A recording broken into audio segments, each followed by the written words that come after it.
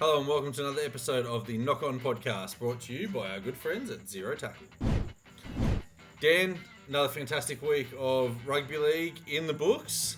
Maybe not fantastic for you and I, per se, but overall it was a great weekend of Rugby League. What's been happening? So much has been happening. Now, unfortunately, and you'll hear why in a minute, I have to go to my phone for this because I couldn't remember. It's Injury-a-Palooza this week. There are injuries out the yin and yang. Every team's been affected. This was at 4:30 this afternoon. So there's probably been three more since. Check this list out. Now I'm just going to read it in the order it is. Nothing special. Sorensen, Cleary, Moses, Sandon Smith, Tino, Payne Haas, Reece Walsh, Cartwright, Collins, Cotter, Murray and Piakura, both almost certain to miss this week. They've been named all the same. Oh my word, have you ever seen an injury crisis like this before? Well, then you've got to add Dale Finucane broke his face on the weekend, Royce Hunt tore his calf, Toby Rudolph with a syndesmosis tear. There were injuries up the wazoo, and this is what happened. Like, people are turning around going, how do we make it so you don't get injuries? You can't. It's a contact sport. It happens. Like the Toby Rudolph tackle, he just got his foot caught. You know, people are saying, was it a hip drop? No, it wasn't. Like, John Bateman had his legs, Rudolph's foot got caught, Bateman didn't lift his studs, he just fell on the back of his leg. It's unfortunate as it comes, and, you know, the other thing that's, you know, where people are saying, oh my God, like the injury, it's just because of the names. It's Reece Walsh, probably a top 3 player in the game. It's Payne Haas, best forward in the game. It's Nathan Cleary, arguably best player in the game. It's Mitchell Moses, who's pushing for Origin honours. So wasn't the best weekend. And for those of you at home who absolutely adore and you know look for the whole week to play Supercoach, my hat's off to you. I actually didn't have anyone in there that got injured, so my team's pretty sweet. Well, a couple of my draft teams had a few players out, but that's okay. That's the least of our concerns. That's a huge player list, and it's an unusually large list of injuries in a weekend of football. But you look at them, there's nothing. I mean, Reece Walsh was an accident. It was a head clash, fractured eye socket. Same with Dale Finucane. So there's a common denominator. Maybe there's something there. But Tino did his ACL in an innocuous moment that you had to go back and see, and you're like, oh God, he is hurt. You had Sorensen, you had Cartwright do ribs evidently. Sorensen did something. I couldn't even tell you, and I watched all the games this week. I know a couple of them came off. Like, Nathan Cleary came off with 10 minutes to go. The only reason I realised is because I had him captain in Supercoach. I'm like, oh, they've hooked him to give him a break, get him ready for next week when they play the Roosters. That's exactly what I thought. Yeah. So anyone saying, oh, injuries are up this year, if they were all ACLs or they were all concussion related, you could say, well, there's something here. It's just the unlucky of the draw. It sucks, but it is what it is. It is what it is. This is what happens when you play a sport like Rugby League, the greatest sport on the planet.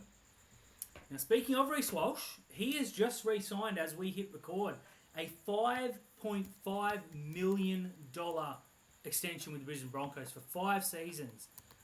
I ain't going to know what you're going to say, Terry, but I'm going to throw to you. What are your opinions? Is he overpaid, underpaid? They got this right? Or have they jumped too soon? Look, he is arguably, before the weekend, he was arguably the form player of the competition. And, you know, very, very soon he's going to be the Australian fullback. He'll be the Queensland fullback for the next decade. He is so good. Like, and you saw the talent when he went over to the Warriors. You just saw there was all this untapped potential. And he shone at the Warriors. Like, make no mistake about it. He didn't just come back to Brisbane and get good. Like, he was brilliant over there. He is sensational now. And I think the Broncos have paid probably, I reckon, below market value for him. Because if you go to the Titans, if you went to the Dragons, if you went to the Bulldogs, and so many of these other desperate clubs and said, how much would you be preparing for Reece Walsh? I think you'd be saying they'd be preparing 6.5 over 5 years. I think the Broncos have acted smart. They've acted quick, and they got it done. It shows that their future, what they see him as their future. But not only that, you and I were discussing, they've got Reece Walsh, Ezra Mam, Pat Carrigan, and Payne Haas until 2028 at least, and there are 2 more until 2029. I think it might be Mam and Walsh. So that's fantastic for the Broncos. They have got a foundation to build for the next decade, and you can tell that Not only do they want to be challenging Penrith for the top honours, but they want to be up and around there and winning those premierships. Yeah, completely fair. I can't see anything negative in this. I saw some people immediately, oh, he's overpaid. In what world? He's getting what, $1.1 million a season? Yeah. That's the market rate right now for a superstar fullback. When it comes to superstar fullbacks, he's in the top echelon. I know he's young. I know he's got a suspension in him. I know he's done some dumb stuff. Every footballer worth their grain of salt's done something dumb. Andrew Johns, Darren Lockyer, Andrew Johns. Like, come on, people. $1.1 million. I think they got a bargain. And to get it done before, and I know he didn't want to leave, but before someone like the Bulldogs said, do you want to be the highest paid player in rugby league? Come play for us, 1.5, 1.6. So Reece Walsh will be 27 when his contract ends with the Broncos. He's hitting his prime. That's the peak of his powers. I reckon he'll be the first $2 million player in rugby league. He very well could, and if he plays all the way through, he could play 300 plus games for Brisbane. I know he played 20 or 18 or something for the Warriors, 24, something like that. But he's Brisbane through and through. I mean, for the next 5 years, you never know what's going to happen. So everything could change next weekend, but this isn't a bloke who looks like he's going to sign and then next year he's going to go, actually, I want out. He just lives and breathes Brisbane, and the only reason he left them is because he wanted to establish himself and come back and play for him, which he did, and he pushed his way out. I love it. Yeah, I think he's great. He played a little more games than he gave him credit for the Warriors, but yeah, I think it's a fantastic move for Walsh, and it shows that this may not be a money move, and I think it's a fantastic move from the Broncos because getting him at maybe 200 or 300 grand a year cheaper than what they could have if they let it go a little bit longer means they could probably wrap up another play here or there or bring in an external player. You're exactly right. They're very, very well set up. A couple of years back, they came last and we were saying, oh, geez, the Kevolution. And now it's like, the Kevolution is on. It's fantastic. But exciting stuff this weekend for Supercoach owners of one Roger Tuivasa-Sheck, who's been named at fullback for the Warriors. Young Tuivasa, I'm not sure if he's injured or has just been overlooked. I thought he's done pretty well. Failed his HIA against the Canberra Raiders, and it was a Category 1, so it's an immediate 11-day stand-down. Sean's little clock star not back for another couple of weeks either, so we get to see Rogering teams in his natural position. Now, I am a little bit worried for one chance Nickel Clockstar, who I'm a huge fan of, and I think Tuivasa did quite well. If Roger Tuivasa-Sheck goes and lights it up this weekend at fullback, what's to stop them saying to Chance, you played plenty of centre at Canberra, you played plenty of centre here. You and I said it on one of our many, many podcasts at the beginning of the year, but just because the number on their back, I think you will see those two interchange where they need to. If you're talking about the Warriors running game and, if they're not scoring tries through the power game of Sean, they're just going to move him to the centre and get the ball playing of Tuivasa-Sheck. Likewise, if Nickel Clockstar's running for, making 15, 20 metres in every kick return, you're just going to leave him there. That's the thing about positions these days, and transitioning to, like Joey Manu is a right side centre, but you see him pop up on the left side of the field throwing the final pass, for a try. So I think those two guys will interchange. I think that they signed Nickel Clockstar for a reason, and they showed their faith in him by even naming Roger Tuivasa-Sheck in the centres. Like, this is a long-term project for the Warriors now, and you can't be sitting there going, what if? Because you only have to look at last year. Nickel Clockstar was probably the second or third best fullback in the competition, and his talent's just not going to go away. No. We saw it at Canberra, then the injuries hit, he's gone to New Zealand, and he's picked up where he left off. So I think the Warriors, they know what they're doing, and I would back Andrew Webster to be able to just make that subtle switch and turn around and go, hey, if it's not working this game, just switch it up, but then switch it back. I love it. I just think that if Roger goes out and runs for 320 metres, which he could, he's done it in the past, and he sets up 3 tries, you're going to be just a little bit tempted. Now, I know it is only a number on the bat. I fully with that. And I will put myself in the top few percentage of Chance's fans. Last year when they signed Roger, I said, oh, God, they can't move they can't move him to accommodate RTS. He's come in. He was, for my man of the match last week against the Warriors. I know DWZ also played very, very well. So either or, I'm happy with either. But I thought he made such a difference out wide. Then when he went to the back, I feel like he might have been just a little bit blunted. Now, it was only 15 minutes, so you can't really look into that, but I'm very excited to see what he does this weekend. I hope he plays well enough that this is a discussion we have to have, just purely for the fun of it. Yeah, at the end of the day, I still think that they're going to put him in the centres. But if at any time we see him make a try-saving fullback, a try-saving tackle from fullback, you won't be surprised. Now, unfortunately, where there's positives, there's also negatives. I'm going to turn this one over to you. Rule inconsistencies, your bugbear, all yours. Yeah, look, there's only one thing that gets me more fired up than inconsistent referees and the way that they interpret things. It's the NRL changing the rules just before the season kickoff and not giving anyone a chance to understand it. And that's the thing I think that's getting most people caught offside on the online communities, forums, Facebook, Twitter, wherever you go to talk about rugby league, you'll see it in there. As Sharks fans, we can pinpoint two situations that have happened to us in 3 weeks. The first one against the Warriors, Will Kennedy ran through, contested for a bomb, got his hand to it first. So it should have been called a knock on. It was called a penalty for interfering with the kicker. But on the weekend against the Tigers, Dream Buller ran through with his hands in the air, didn't get anywhere near the ball, put Ronaldo Militalo off. And the referee's ruling was, well, he's in the drop zone. But wasn't Will Kennedy in the drop zone if he got his hand to it first? It's the inconsistencies that you get on there. And I mean, the other one that's really, really got to me on the weekend was the Leo Thompson and Ryan Pappenhausen penalty and now suspension. Because wasn't Leo Thompson in the drop zone? He was literally... Because the ball hit him in the head. Yeah, he was literally in the drop zone. Now, of course, the penalty was for interfering. He didn't really. He just ran, and Pappenhausen ran. If Pappenhausen doesn't flip and land spectacularly, it's penalty and nothing more. I understand he put him in dangerous position. Well, the other thing as well is, like, Leo Thompson only had eyes for the ball, right? And now, here's the thing. It was a penalty. I'm not saying it wasn't a penalty. Because he only had eyes for the ball, but the fact of the matter is, he didn't jump for the ball. Yep. If he had jumped for the ball, there's a real case there that, well, he was in the drop zone. But he was in the drop zone anyway. So, what is this drop zone ruling, and how if a player gets his hand to the ball first, but another player doesn't, the player that gets his hand to the ball is penalised? Yeah, I just don't get it, right? The other rule that they need to take out of rugby league is tackling the attacking player in the air near the try line. I get it 20 metres or 30 metres down the field, but what are you supposed to do? Just watch him catch the ball and score a try and congratulate the kick? You've got to be able to defend your line. This is what rugby league is. You've got to, otherwise just turn into the NFL, get the ball over the line, whatever.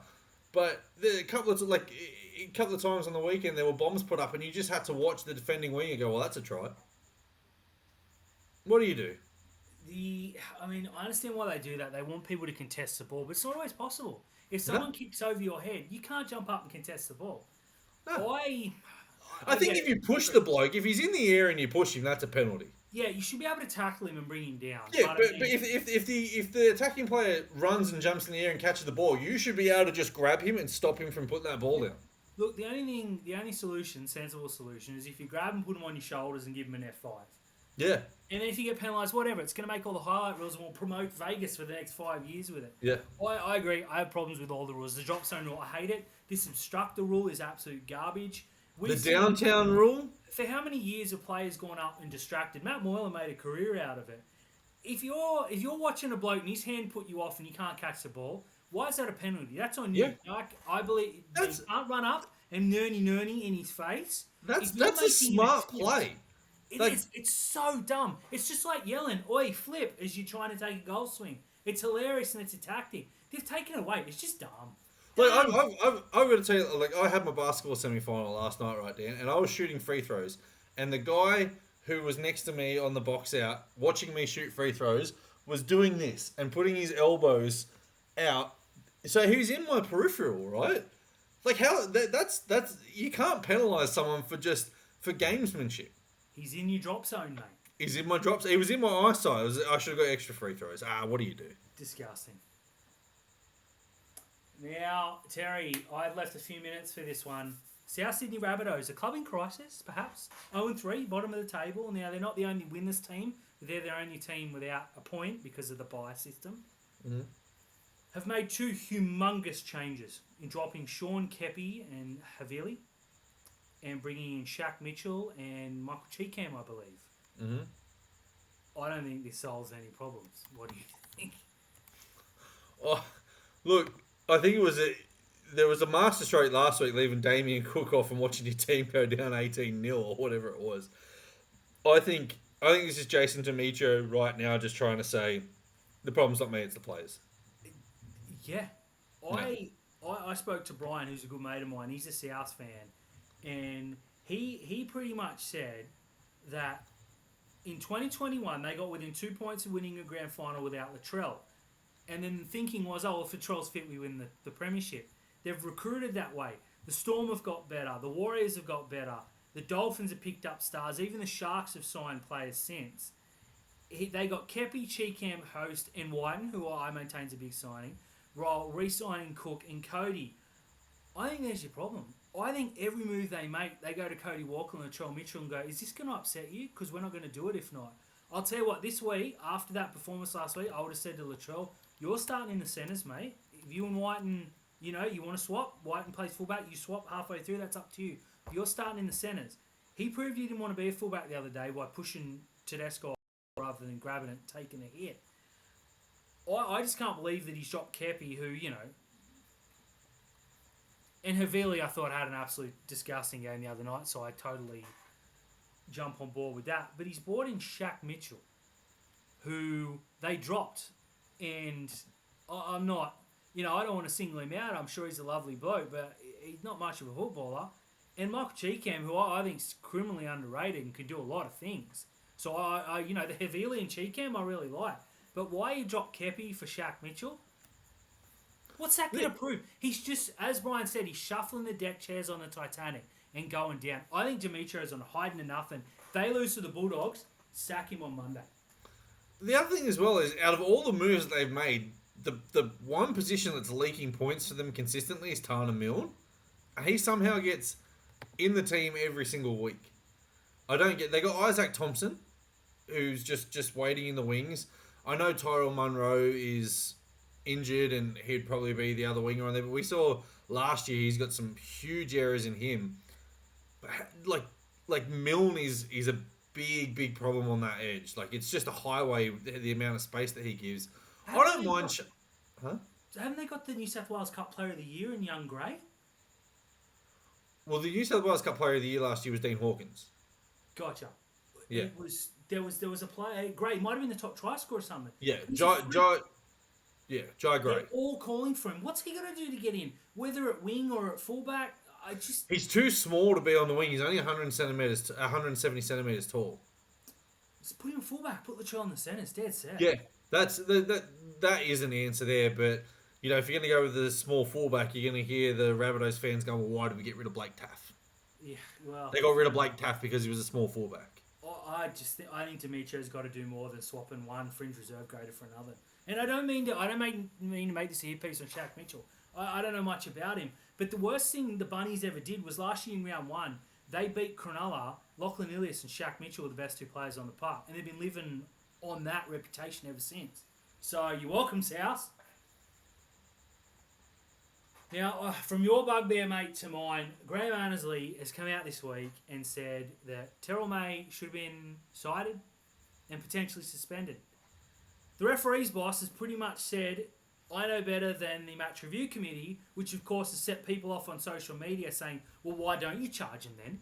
And they're saying, well, they get preferential treatment, obviously, the Panthers, and maybe they do, maybe they don't. What good comes from Annelsley saying that? Him coming out, I understand, and saying, look, we penalise because... Should he be saying anything about the match review committee?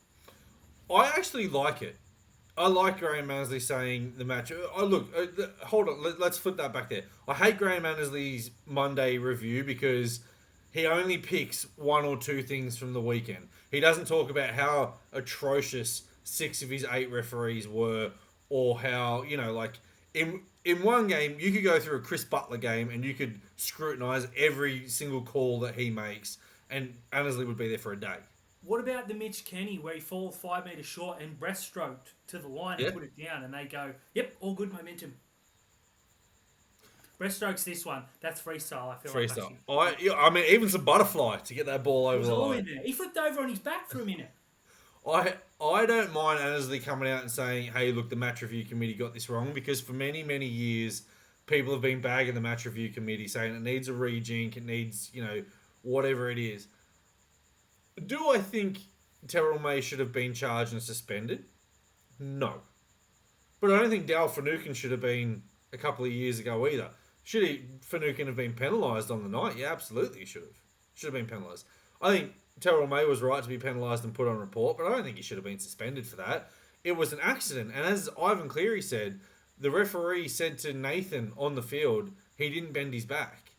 Or he didn't bend at the hips and put the shoulder. If he had done that, there's a broken jaw for Reece Walsh, and he's out for longer. So I don't mind Annelsley taking shots at the match review committee, because they're so inconsistent. Like, they are so. Like, we had Jerome Luai trip and hit someone high and only get a couple of fines, but you got Leo Thompson missing a week for an accident. It's so inconsistent. Yeah, I don't disagree with that. I hate the match review committee. I think it's like a lot. But I hate Graham Annelsley as well. I think he's a terrible referees boss, and I think all the 8 referees that we've got this weekend are dreadful. So what do you do? Look, there you go. Look, it's no win. I get it, but going back to what you said before, this Monday morning thing, all it does is give opposition teams and coaches a reason to whinge. And they go in and go, we thought the refs tonight were terrible. And they go, we're going to fine you, but on Monday, we're going to say you were right. Yeah. What good comes from this? And I thought this was overstepping.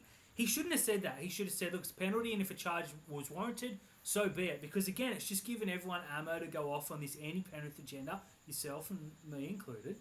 But, I mean, what good comes of it? You can't have it. Leave the calling out to people like us. Well, yeah, the other thing as well is he goes in there on a Monday morning on a contentious call, and he only gives his opinion on it, right? So you'll be sitting there fuming all weekend at a call that went against your team. And you'll be sitting there going, I can't wait for Graham Annelsley to go in there and say that I was right. And then Graham Annelsley goes in there and goes, yeah, that call was correct. So you're still fuming. So for him to go there and just give his opinion on it, I don't think that's the right look. It's not very good. But the big contentious one of the weekend, the Jake Travojevic obstruction call. What are your thoughts? Look, the obstruction call is one of the most poorly officiated calls in the competition, right? Was anyone going to stop that play from happening that was obstructed?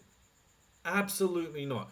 Like, an obstruction is if you're running across the field and you get absolutely cleaned up by a lead runner. You can't... Unfortunately, Rugby League's not refereeing common sense.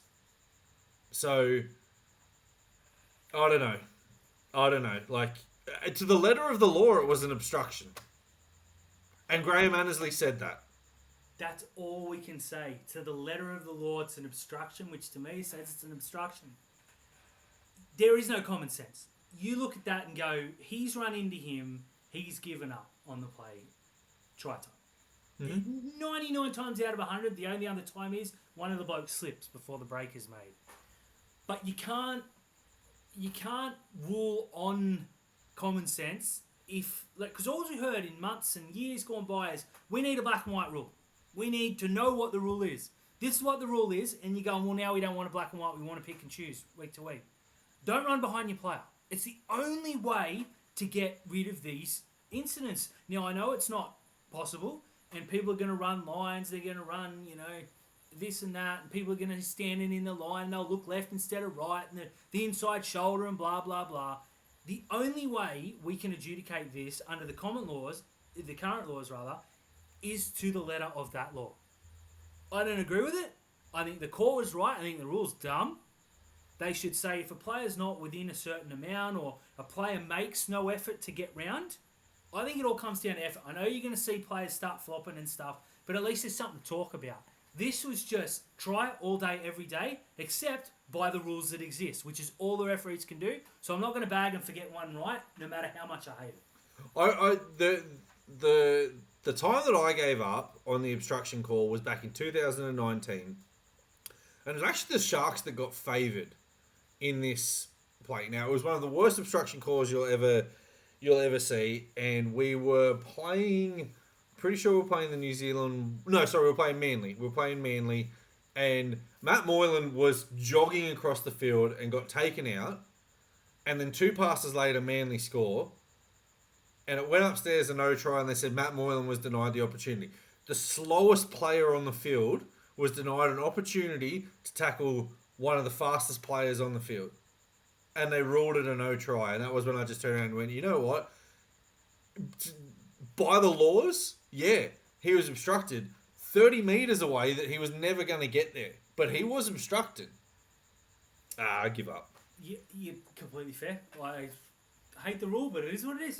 Hey everyone, thank you for tuning in to another episode of The Knock On, brought to you by Zero Tackle, the best website for rugby league. It's where you go to get all your news, all your gossip, all your transfers, all your re-signings, but some stories from some of the best independent writers in the game. Like my handsome colleague Dan, what have we got to look forward to on Zero Tackle apart from your 20 thoughts, which I can't wait to click the X on every week, and everything else that you have? What have you got for us? I am going to break the internet tomorrow when the rankings break. If only there was a ladder that would determine what the rankings of the season were. No one cares about the NRL ladder, mate. It's all about the power rankings on Zero Tackle. A couple of weeks ago, I said you cannot have a team who was winless above a team who won a game, and I very much stand by that. But I'm going to put a team with 1 win above a team with 2 wins. Now, in 3 weeks... Yeah, that's the Tigers. The Tigers will be behind... No. Someone will be above the Sharks. But it has something to do with the Tigers. I'll leave you on tenterhooks, but Cronulla losing in a big, big way... The Dolphins will be above the Sharks. That is exactly right. A bye does come into it a little bit. So there is a little bit of a loophole, but I stand by it very, very much because I'd rather be where the Dolphins are right now than the Sharks. But that said, make sure you check out for that. And I might have something a little heartfelt coming later this week. Just keep an eye. It might be next week. I don't know. We'll see how it goes. There's a lot of football going on at the moment. Don't forget to go on to Zero Tackle as well, because you will see more of Dan and I. We have the Rugby League Outlaws clips that go on there. You can hear this podcast. We are everywhere that you need to be. Speaking of place we need to be, Dan, let's get out of here. We got stuff to do.